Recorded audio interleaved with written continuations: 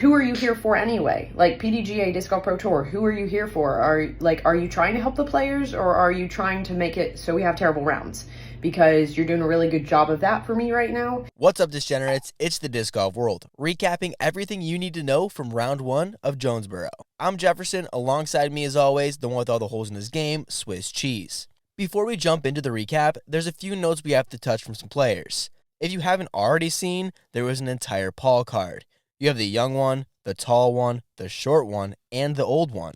I'll let you guys decide which is which. But that wasn't the only weird foursome we saw, and doesn't even crack my top 10. There also happened to be a card full of lefties, but this one felt a little bit more discriminating to me, but I guess we can just brush right over that. Andrew Presnell made this post earlier in the week. Are DGPT cards not random anymore? There's an all-Paul card and an all-lefty card. Coincidence? For those confused, round 1 cards are supposed to be random for fairness. Of course, it's not completely randomized since the feature and chase cards are picked specifically for the cameras. I think we're all on the same understanding that this is necessary to get the most amount of views. At the end of the day, the DGPT needs to have some focus on that or they won't make any money. However, if you've been paying attention, you would know Presnell's been all over this topic for years now. I know these posts are from 2022, but this should hopefully give some better perspective on Presnell's take. Essentially, he believes that similar rated players should play in similar conditions. The scores then reflect based on performance instead of weather. These comments were made after round 1 of 2022 Idlewild, which suffered heavy rain affecting play, as you could probably assume. Statmando even broke down the average round rating to the average player rating by the time they teed off to find the data. And if you like that, here's some more graphics that you can look at. Personally, I'm not about this whole math thing. I have a hard enough time counting up my score, which is why I like the color-coded spreadsheets here Pres made. This shows first round feature card selection for 2022. Notice the variety and how some players may get the benefit of weather. I don't know about all that, but it does seem fair that it's random for the most part. However, some players grew curious. And then you have Drew Gibson with the most Drew post of 2024. Lucky enough, I got the story from the TD himself and how this happened. Turns out when the cards were initially randomized, there were already a card with 2 Pauls on it, and the other 2 happened to be either on the chase or feature and needed to be moved. So then they were bumped to the card with the other Pauls, and the same thing happened with the lefties. So random? Not really. But a big deal? Not at all. This is one of those moments disc golfers jump to conclusions on a topic that really doesn't affect anything. Wait, is that what people think about our videos? One more quick note. This one on the FPO side. What happened today and what happened a couple weeks ago at Texas State is just unacceptable, especially at this level. So my tee time today was originally it was actually at 7:22, and they didn't even start running shuttles from, mind you, a different location until it would have been well under an hour beforehand. But as it was, they started the shuttles like right at an hour before my tee time. And considering that I've been penalized for the 2-minute marker when I was literally there at hole 1 for 20 minutes, and then the PDGA official Bill prevented the announcer guy from calling me over, pretty messed up. On that note, Swiss has you covered with the rest of the FPO. Beth at 69. I just told myself, you got to will this one in there. Whatever you have, just will it in there. This man is unbelievable. This is what athletes live for. This is the moment. Any of you guys looking forward to a tight battle to come out of the FPO this week will need to wait for another event, because Kristen Tatar mollywopped the entire field on day 1 and ran away with the competition like OJ in that Bronco, scoring 10 under, an unofficial 1044 rated round with 2 bogeys on top of that. The round was a full 6 strokes better than the closest competitor, Evelina Salonen. Funny enough about Tatar's score, should have been even better, as she found some difficulties on the front half. Had a 3-putt on hole 2 that resulted in her first bogey of the day. She would miss every C2 putt on the front half, but would still finish the front with a 4 under. Despite going OB that resulted in her second bogey on the day on hole 10, Tatar would settle and only go on a 6-hole birdie run that was only broken up by a missed C1X birdie putt on 17, where she would have birdied out for the round. The stats are no different than her career, just simply dominant. Led in every category off the tee. And if you're wondering what that is, that's fairway hits, parked percentage, C1 and C2 in regulation, and most importantly, strokes gained tee to green, which was 3 full strokes better than Heidi Laney, who was in second in that category. At this rate, Tatar would have to lose a limb for any member of the field to catch up, because even with Evelina putting together a solid round, I don't see her closing a 6-stroke gap, especially with similar if not better conditions tomorrow.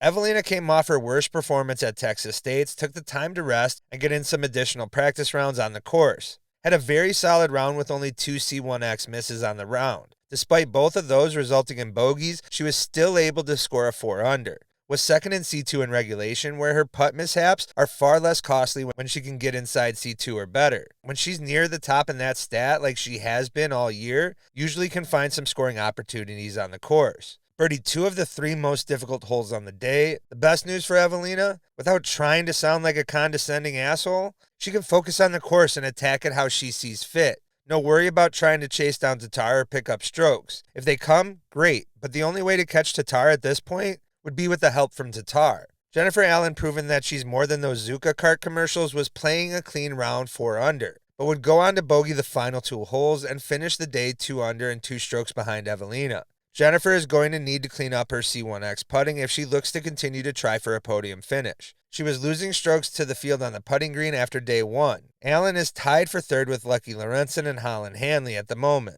Lucky was able to score more birdies on the round than both Jennifer and Holland. Was also better on the putting green for day 1, but her 3 OB strokes were the most costly on the day and helped result in 4 bogeys for the round. If she can continue to putt well in the wind and clean up some of those OB strokes, she should be in contention for her first podium of the season. Holland, who kicked off the season with back-to-back podium finishes, has cooled off as of late, but is in the right position to get back atop the podium at Jonesboro.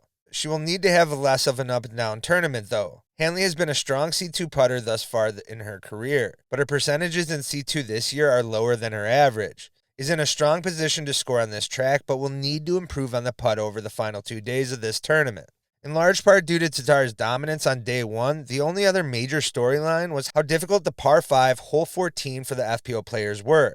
The hole averaged nearly a stroke above par and witnessed 2 quadruple bogeys, 5 triples, 4 doubles, and 17 more bogeys on top of that. Scores that can bring a player to tears as the hole was difficult to crack. Only 4 players were able to birdie the hole, one of which is the greatest in the world. With scores like that, you want to place the blame somewhere. Windy conditions and OB being tighter than a Tatar ponytail were certainly the cause. And the bad news is, we won't see much more improvement as the tournament continues. Over on the MPO side, fan of the show Kevin Kiefer III has shared the lead at 11 under with his bogey-free round. I really wish I can go into a breakdown on how well he played in the round. However, he doesn't have any stats. So yeah, fuck you, Keith. Way to be lazy.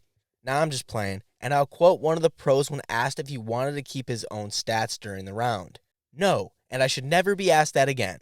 Anthony Barella also found himself tied for first at 11 down with a bogey-free round himself, going 9 for 11 inside C1X and adding an additional putt from Circle 2. AB already has 2 wins on tour this year, and now with this new sense of confidence, who knows what he's going to be capable of. The strong finish on the last 4 holes indicates to me that down the stretch, he's going to be dangerous. But there's an entire round he's got to make it through first. Although, with the season he's had so far, I'm expecting big things. Apparently 9 down on this track is a popular score. Starting off, you have the off-brand Disc Golf Jesus, and yes, I'm stating that as a fact since we coined it for the other uncle way back in 2019. It may not have been a 17 under, but he still finds himself in position after a bogey-free round. And after 100% from Circle 1 on the day, that has to bring some confidence to the lead card tomorrow. Ricky Wysocki rounds out Day 2's lead card. The only trouble he found on the round was hole 10, but an eagle on the 14th hole would straighten that out. Ricky would also find himself 100% from C1 and hit another 3 from outside to finish 9 under. Ben Callaway would also find himself at 9 under after a hot 8 down through the first 10 holes. The only problem he would find was hole 17 for his only bogey on the day, smashing 11 for his 14 putts from the circle and connecting on 1 of the 7 from beyond. He would find 10 other birdies, putting him in a good spot heading into the second round. Calvin Heimberg would have a slower start than he would have liked, I'm sure, not getting his first birdie until the 5th hole and finishing the front 9 only 3 down. He would start to pick it up on the back half after getting holes 10 and 11 and completing 4 more holes for birdie for the 1060 rated round. Estonia's own Albert Tom found himself also tied at 9 under after day 1. He would manage only 1 bogey, which happened to be on hole 15. After going 9 for 11 inside the circle and hitting 2 other putts from Circle 2, he would put himself in the mix heading into moving day at Jonesboro. Finally, Jakub Semerad finds himself at 9 under. After bogeying the first hole of the day, he would fight back with 5 birdies, but on hole 10, he would get himself into more trouble with another bogey. Again, he would recover, this time with 6 birdies, going 11 for 12 from C1X and nailing one more putt, this one being all the way from 73 feet. Now for some round 1 quick hitters. Zach Nash snags the ace over on hole 5 with a smooth forehand. A highlight ace for sure. Thankfully, the best part about a significant other on tour is the vids. Also a benefit of having a Swiss on tour since he was able to capture this chain out from Alden Harris. Not sure how that one doesn't stick, but also confused how AB can say he likes these baskets after all these spitouts. Chris Clemens and Paul McBeth win their colluded cards. Our boy Gavin Phillips had a DNF from the event after getting stabbed by a thorn in his foot. We hope for a quick recovery to Gavin, and a warning to everyone spectating at Jonesboro, keep your eye out. And that's everything you need to know from round 1 from the Jonesboro Open. Make sure to not miss out on day 2 by following the Disc Golf World. If you enjoyed, make sure to drop a like and subscribe. It's the easiest way to support us while we're on the road. Oh yeah, and if you want to see the same old mistakes Disc Golf keeps making over and over again, check out the video right here.